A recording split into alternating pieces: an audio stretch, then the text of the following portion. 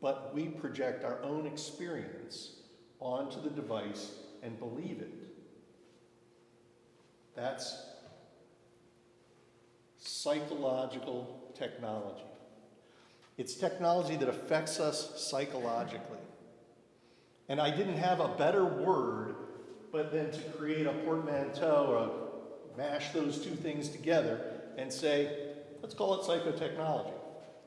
Or you could even call it psychotech. So in the book, it hasn't caught on. You haven't heard that term thrown around by the presidential candidates. But I talk about it in my class, and my students recognize what it means. They think of it as a real thing, as a potential branch of science that's emerging. Why don't we have a branch of science that explores the psychological relationship between humans and machines? We should. I gave it a name. Psychotechnology, by my definition, is personalized, it's persuasive, it's able to learn, and it's human-like. That's very powerful. And it's already at work, changing you.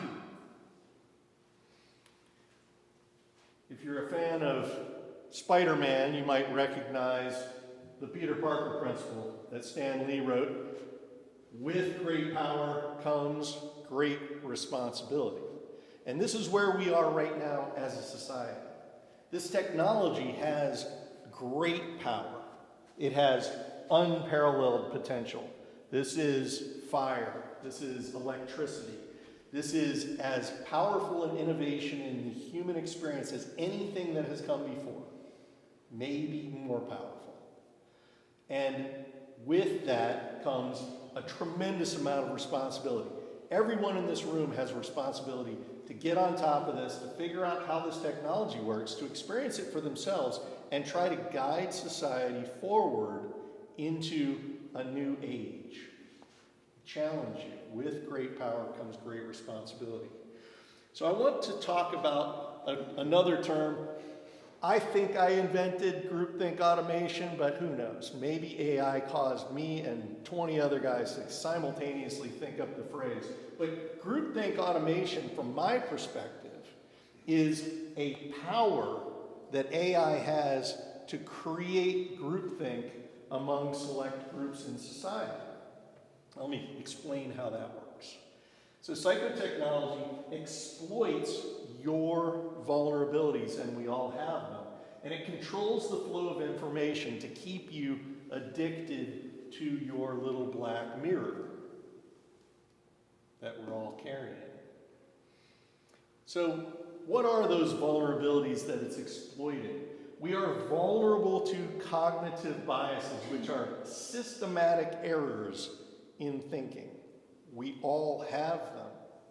We've got a whole branch of science that does nothing but explore these cognitive biases that operate on all of us. We have a heuristic brain that simplifies the model of the world around us and uses shortcuts to try to get at a model that works, and frequently it makes mistakes. And we can expose those mistakes scientifically. We can look at studies that show, oh, you systematically screw this up. I screw things up all the time. We are attracted to facts that confirm our bias. This is called confirmation bias, and it is a universal human experience. Here's the world of facts. Here's our predisposition, and we tend to only see the facts that confirm our predisposition. We are biased towards facts that confirm our predisposition, and we ignore facts that don't. Universal. Everybody on the planet does this. This is a vulnerability that AI hacks. It knows that you do this. Here's another one, filter bubble. Media algorithms surround us with filter bubbles which confirm our biases. Its programming wants you to keep coming back. If it confronts you with information that contradicts your beliefs, you'll stop watching. You'll keep watching when the information confirms your beliefs. So what do? you get more things that confirm your beliefs. All of your beliefs get confirmed. It's a filter bubble, and AI is very good at it. Media algorithms have turned the internet into a house of mirrors. It is a reflection of whatever you want to believe. And it's digital dopamine. We're chemically addicted to it. Our brains get triggered to drip dopamine into our bodies and experience pleasure when our biases are confirmed. Things go viral. Everybody spreads the same information. Everybody wants to have their beliefs confirmed. And when we want to have our beliefs confirmed, we also want to share information with the like-minded. I want to think that every one of you thinks the same way. I want to believe that all of you understand what I'm saying and think I'm the smartest person in the world. And I get a little drip of dopamine when I share information with you that you experience as truth. We all do. Every one of us. And it's a vulnerability that AI exploits. AI frames information in a way that makes it appealing. The way information is framed changes how you perceive it. This is also science. We can show this all day long. The way you frame information changes how you perceive it. Glass is half full, glass is half empty. Change the frame, change the way you think about it. Hey, this yogurt is 80% fat-free. This yogurt is 20% fat. Well, I don't want the yogurt that's 20% fat. I want the yogurt that's 80% fat-free. Same yogurt, just change the framing. I come out of the advertising industry. You wouldn't believe this is what we do all day long. Sit and figure out the framing. I love this one. Framing changes how you perceive identical pieces of information down to font choice. I will be waiting for you. Almost like blood splatters. I will be waiting for you with little hearts. Same information, I'll be waiting for you. The framing in the font choice creates very different meanings. I made this so I know that I dragged a copy of that little orange dot over there, but when it's framed with little tiny brown circles, it seems much larger than if it's framed with big white circles that are much larger than it. Anybody doesn't believe that those two things are the same size, I'm happy to have you come up afterwards and we can drag them around on the screen and I can prove to you that they are the exact same dot. Framing changes your perceptions of the physical world. It changes your perceptions in your mental model of the physical world. It changes your beliefs.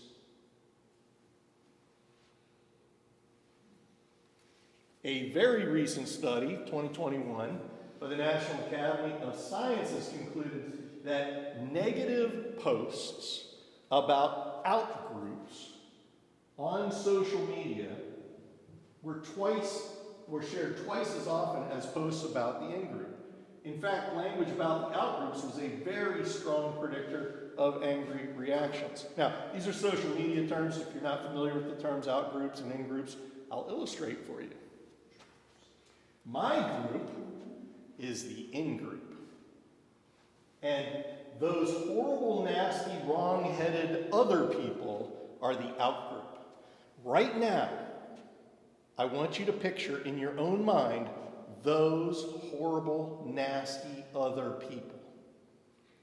You all know who they are. But the interesting thing is, they're not the same. The group that I think are the horrible, nasty other people are not the same as the group that you think are the horrible, nasty other people. And in fact, this hack of our fundamental confirmation biases, this hack of our fundamental, neuroprogramming, if you will, is driving us crazy. The terms in-groups and out-groups, we can do the science and we can prove that viral shared information is more common when it targets an outgroup. You are more likely to share something if it defines those terrible, nasty people. And guess what? That's what fills social media. That's what fills TikTok and Twitter and Instagram.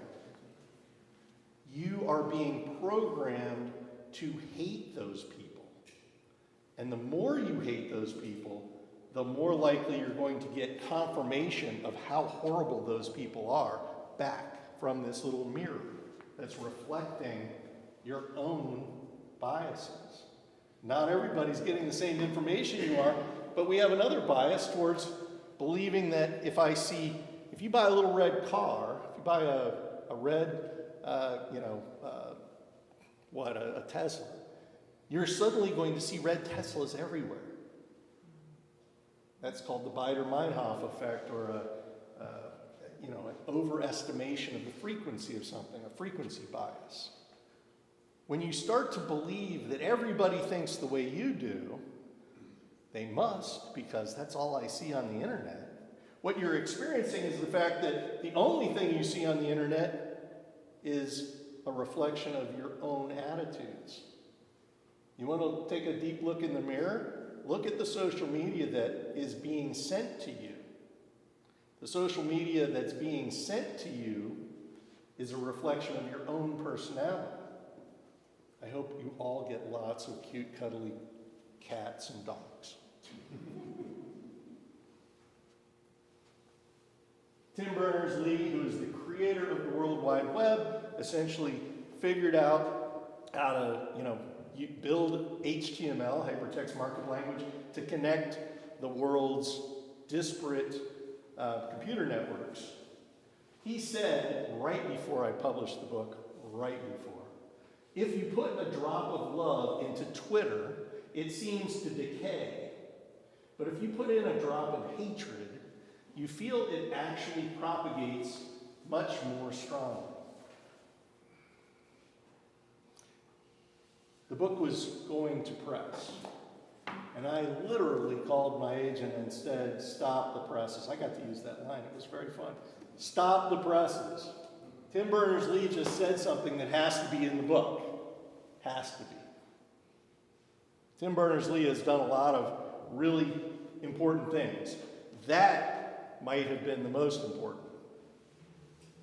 Giving us a sense of where this can go wrong. People ask me, is AI going to cause a war? Is AI going to hack, the football that the president carries and triggers an atomic war? Maybe. But maybe it'll make us hate each other enough that we want a war. And I think that's a lot scarier and something that we need to guard against. We live in this frame of reference. Media algorithms feed our filter bubble, which feeds our confirmation bias, which feeds the media algorithms, and it goes on and on and on. And we go to this little black mirror, and we all visit this website called imright.com. imright.com. And we get a little drip of dopamine in our brain, and it makes us feel better about ourselves. And we go back, and over, we get imright.com, and it's there for us every day. Thank God, I'm still right. Got on my phone this morning, and I'm still right. It says so right here. Confirms everything I thought. I'm still right.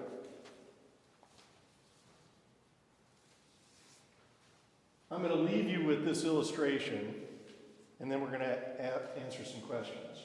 I call it the Prince William effect. Don't look it up. I invented it. But it's called the Prince William effect. And it emerged from this photograph. Step 1, out-group animosity causes an image to be shared. Let's frame that picture for a second. That's Prince William.